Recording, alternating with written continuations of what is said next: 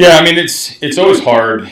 And as a player, I never really understood either what goes into rosters and decisions, and it's not a fairness exercise; it's a competitive one. And so, when I had the conversation with them last year, you just try to shoot it straight with them and let them know why. I mean, I don't expect players to always understand in the moment. Everybody's a good teammate that we have on our team, and Casey's a tremendous one. And he took the news professionally and then rooted on his teammates, but it did instill a sort of a burn for him in his stomach, for the rest of the offseason and into this spring, having to make our team and then throughout the season. So it's ironic how baseball will bring you right back to the same spot, and here we are where I'm, giving him the ball in game 2 in a much clearer picture on where he fits on our team, and an expectation for him to come out and do well. He's been awesome for us all-star season. He's been a staple in our rotation. He's answered a ton of challenges. He's pitched through duress and has made a few adjustments, and he's come out of it, pitching at his best at the biggest time of the year. So super proud of him. I know how much work he puts into it, and I know how much it matters to him. And there's always an edge with Case in general around pitching the day that he pitches. Today's probably a little extra special. We're going to talk to Jack here in a minute. He came here last year, 1-year deal, the idea of getting his value back up for his free agency before he hit 30. This year he comes back. He's got a little different deal. Do you feel like he's kind of less a mercenary player now, more of a Tiger now? Like, do you think he's settled into kind of the? Yeah, I don't think of him any differently. I've always thought of Jack as coming to Detroit for a couple of reasons. One is I feel like he thought he was joining a good team and a good organization, and he trusted us with some adjustments last year, some adjustments this year to try to make him the best pitcher he can be. The second reason that he shows up to work every day is to win.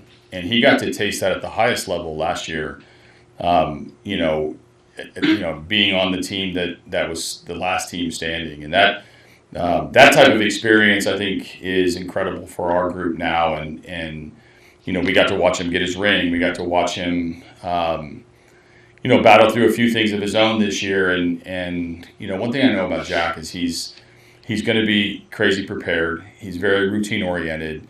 And he's another guy that I keep mentioning, leaving everything out on the field in the competition. He's good at it. He knows what that feeling's like to have your season on the line. And so anytime I hand him the ball, I think he pitches with that mentality, and I appreciate that about him. Throughout the season. Do you feel like you just mentioned having to watch him get his ring and your players having to experience that as well? It's a good thing for them because they get to see that. But do you think it lit a fire under them to be like, well, I want to get one with him now as his teammate? Yeah, I don't think a fire was ever out, so I don't think we had to light it. I think if anything, experiencing the postseason last year, resonated with our guys that you want to be in all these postseasons, and give yourself a puncher's chance to advance to the next round and the next round. And there are a few guys in our clubhouse who have run the whole race all the way to the final game of the season. And that experience is unlike any other one in this sport. And so I think our guys have always been driven. I think they're starting to understand what's at stake. And last year, when we made the playoffs, I sensed a sort of a light bulb going off for all of our guys as to how incredibly cool it is to play at this time of the year. And then this year, playoff questions started like in June when we had the best record in baseball. So we got to talk about it for a long time, and then we also got to talk about the threat of losing it. And then now that we're here and we come through a playoff game yesterday, and we have a great opportunity today, again, I think our players are well educated on what's at stake and how much fun this is and how much of an opportunity that you have to earn to play today. So Jeff, I wanted to ask you about Will Best.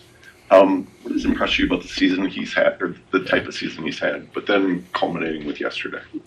Yeah, I mean he is a consistent guy, both in his work, in his personal life, as a teammate. The mood and vibe around him is always the same, and he's done all this without being stamped the closer, right? Yet he's closed the most games. He's done it without an assurance that of anything that what's ahead. And I think his consistency for me really feeds into that role as a back end reliever, leverage reliever, closing type reliever, whatever you want to call him, because I know every day, good or bad, he's going to come out and have a chance to perform well for us. And so his strike throwing's been really good. He's had to, again, it hasn't been a perfect ride for him. He's had to make adjustments along the way. I think it's important for all players to realize that when you look up on the scoreboard, those numbers are built by successes. They're also built by a few challenges. And so Will hasn't got distracted by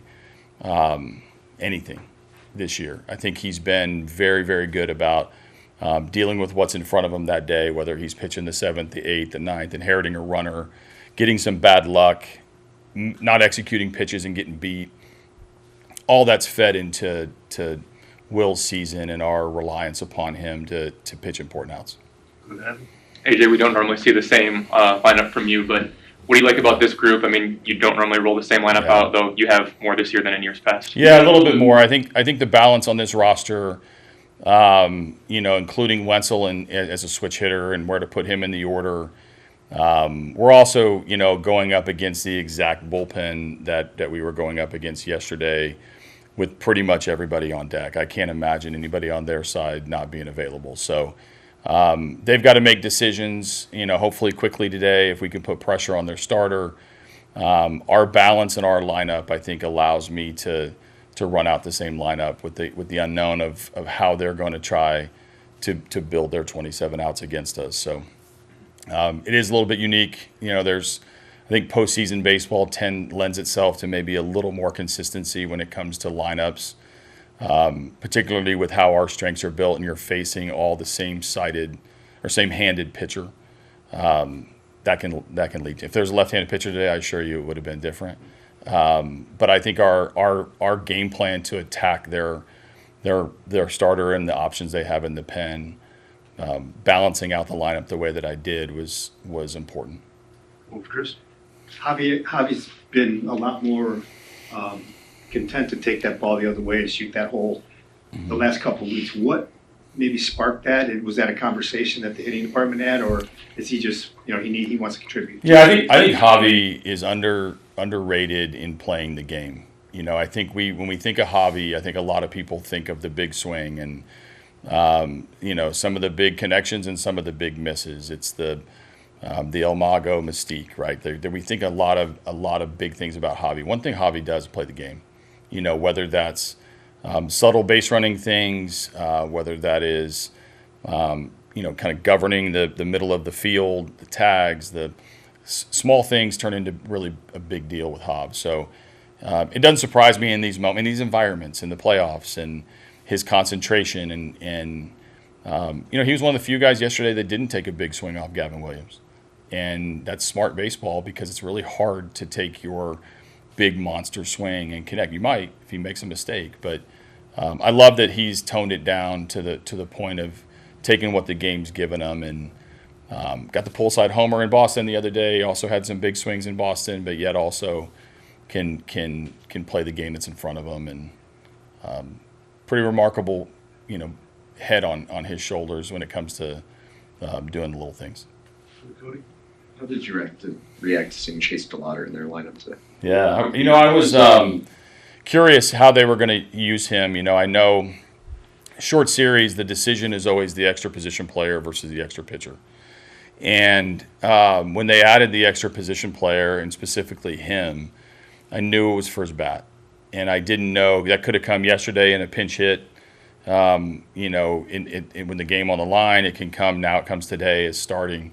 It made me look back and to see all the different players that have done it. We've gone through Mondesi and McClanahan and inside just talking about Weathers, these guys that debuted in the playoffs before. And, it's kind of a great baseball lesson for all of us that it's rare to do it in the playoffs like this. So Obviously yesterday we spent a lot of time on him with our players who have played him, our advanced team, and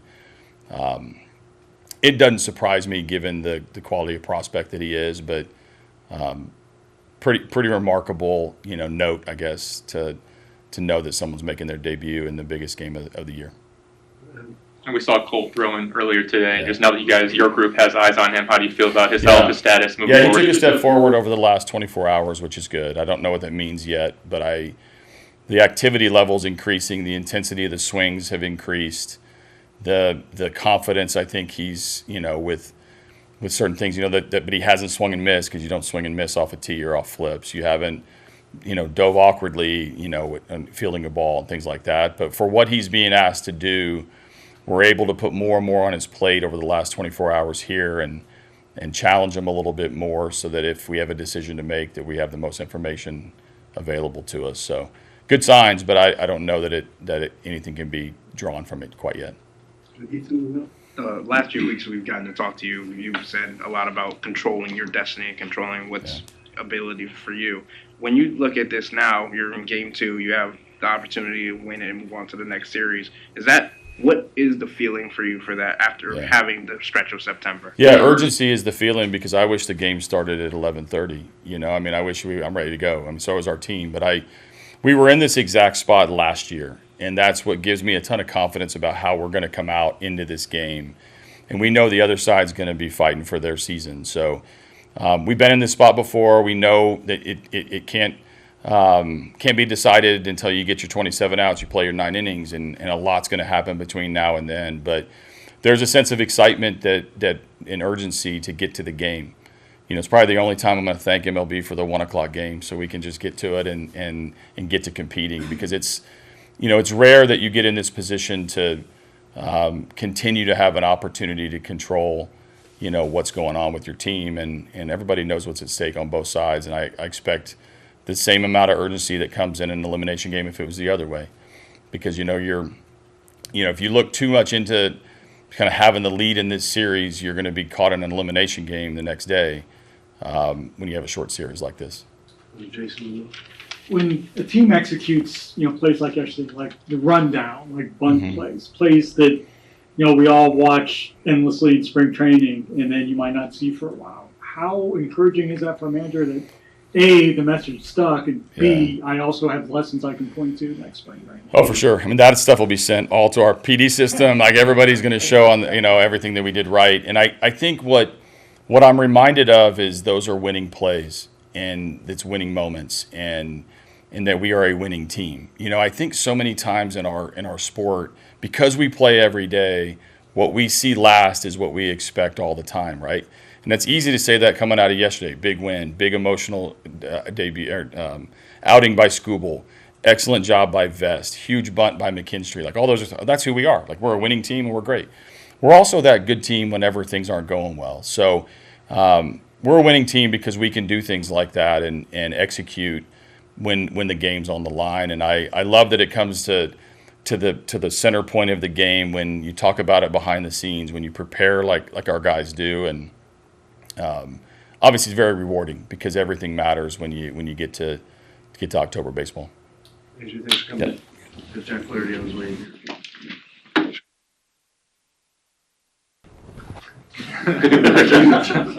Small chair or something? Yeah. Jack, just what does it mean to be in this situation where you don't know if you're going to be pitching tomorrow, but also having the experience of pitching in the World Series last year and how that could help you going into Game 3 if necessary?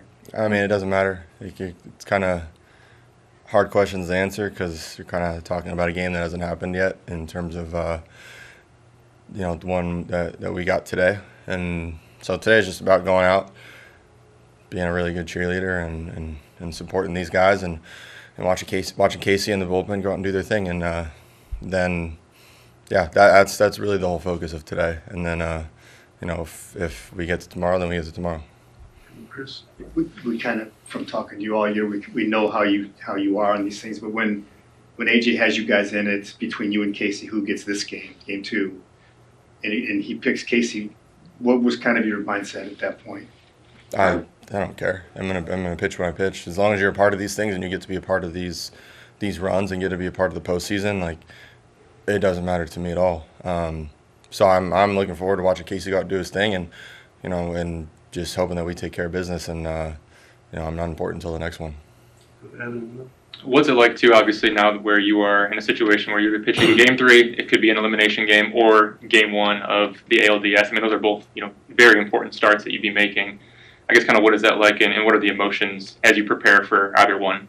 Again, kind of no real thoughts on it right now. Like, I'm as weird as it is, even though I may not be a part of this game in game 2, it feels like you are, no matter, even if you're not participating, like you're not playing in it, you feel a part of it, and you're with the guys, and you're and you're riding with the guys. So in terms of looking to whatever start it may be, honestly, like, my head hasn't even gotten there yet, and we'll get there when we get there. But right now, it's really like being there with these guys today and not looking any further ahead. So it's hard to answer those questions. You mentioned being pretty locked into game 2, today's game, right?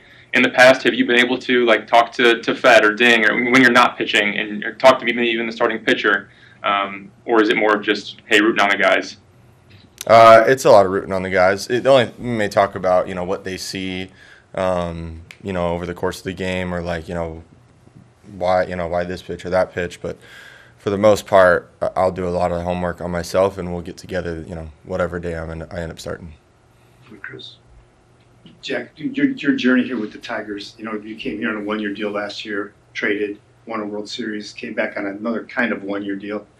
But as the season has gone on, do you kind of feel like this is home for you now? Did you feel less of a kind of a passing through guy now than you may have at last year this time? Yeah, it's definitely different when you're going to be somewhere for an entire season, and I was able in the short time I was here last year to build special relationships with the guys, where when it came time for the deadline, it was weird because I didn't really want to go.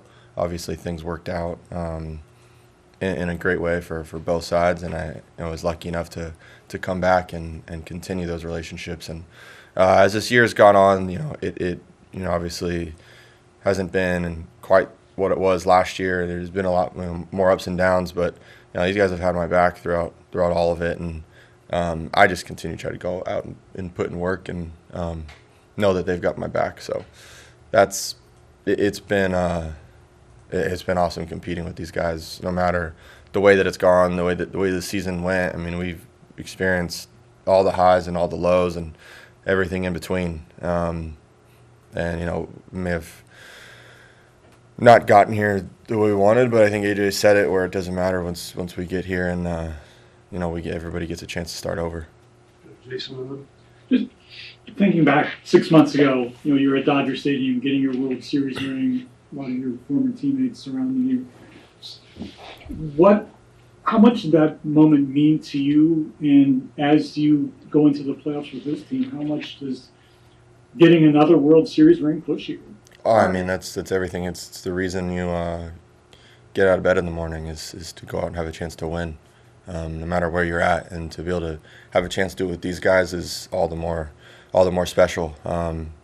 Receiving it and having that moment there, it was great. It was awesome, but I mean, I haven't looked at that thing in 5 months. It's been put away, so it's been about moving forward and moving on with these guys, and competing with them every single day, and giving them everything I have, even if at times it hasn't been the best. But that's all kind of been put behind, and now we're just focused on what's going forward. Jeff. As a pitcher, when you see Skubal yesterday, you've seen him for the last basically year and a half or whatever. What impressed you the most about what he did yesterday? I think it's more of the fact that it might have been his 3rd straight start against these guys, and the adjustments he was able to make. They made some adjustments after, he dominated against them through the shutout. They made some adjustments, and he still pitched really, really well. But then yesterday was another level of dominance, and it's one of those things. I mean, I've been lucky enough to take the ball in some game 1s, but you're able to set the tone, and you're able to start everything of this is what it's going to be, and then you save the bullpen for today, and you save the bullpen for the next day. So we used 2 guys yesterday with him and Vest, and Vest was incredible. But responsibility that goes into that isn't just setting the tone. It's also like, well, it's also we're going to save the bullpen. And he did something that I don't know if he's ever done before, which, he comes off after 7 and 95 pitch. And I'm talking to Casey. I'm like, I think he's going to go back out. Like, he cruised through that inning. Like, there's no slowing down. And he goes back out there and makes some incredible pitches. We'll joke about it, so I'll joke about it now. If he could just catch the ball and turn to a play, like he's through 8. We joked about it. We won the game, so it's all fun and games. But he's through 8 if he just that ball goes into his glove. But he's still able to recover and make the play against and get Quan out and then turn it over to Vest. But he's a workhorse. Over his innings pitched. His highest total for innings pitches in a season, and it just doesn't seem like he's slowing down at all. So he's it was impressive to watch yesterday. Cody? Jack, how have you kind of built trust with Dylan Dingler over the course of this year, and what do you think's allowed him to step into such a prominent role early in his career? You respect those guys that work hard. I think that's something that that's something that you respect and you like to see and you appreciate. The guys that work hard are the ones that you want to compete with and you want to work with them on a day-to-day basis. And that guy is one of the first guys in the building every day, and then he's sticking around and one of the last guys to leave. So you see that, and those are the guys that you want to compete with, and it starts with that. And then he's also a pretty good communicator when it comes to having conversations. What do you got for me? Days in between, if he's got an off day, catching up, having conversations. We had a couple sit downs of just like more so on my hey, what adjustments do I have to make? I was scuffling there for a little bit where it was going from bad to worse, and like, hey, what do we need to do? Okay, great. And then we make those adjustments and things start to go in the right direction. Okay, let's keep on this. Let's remember to reiterate those things. And he was a part of those conversations and gave some good input, what he's seeing as he's getting the ball or as he's receiving. So for me, I really appreciate those guys that work hard and want to communicate. One more on the right. Hey, Jack, so can you explain to me how hard it is to game plan for a guy like Jose Ramirez, like how good he is, like how he covers the plate on both sides, and like how you guys have been pitching him more effectively of late, like kind of limiting his power? Jose's one of those guys where I think for a lot of years, and you'd ask the most underrated player in the league, like he's at the top of everybody's list. I think for the guys here, we don't see him as underrated. Like, we think he just obviously still deserves way more spotlight than he gets. For how good he is, and that's just an incredible player, and you just hope to contain them for as long as you can and try to make really good pitches and execute. That's what it comes down to with those guys, especially at this time of the year.